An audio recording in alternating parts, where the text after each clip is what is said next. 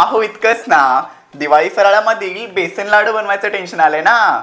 मग हा तोंडात विरघळणारा बेसनचा लाडू तुम्ही ट्राय करा ना, ज्याची चव आहे आरारारा खतरनाक.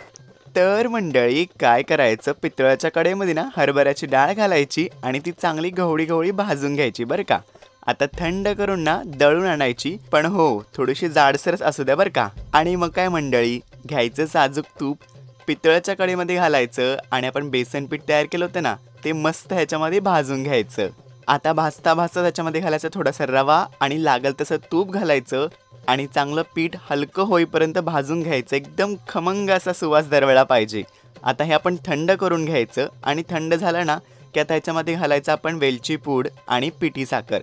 छान एकजीव करायचं आणि सगळी पिठी साखर एकदाच नाही घालायची बरं का, लागल तशी घालायची आणि मिक्स करून घ्यायची. आणि मग काय मंडळी, लाडू मस्त वळून घ्यायचा हलक्या हाताने आणि तयारी मंडळी तुमचा जबरदस्त असा बेसनचा लाडू. गॅरंटी देऊन सांगतो, अशा पद्धतीने कराल ना तर मस्तच होतील. तर बसता ना मंडळी.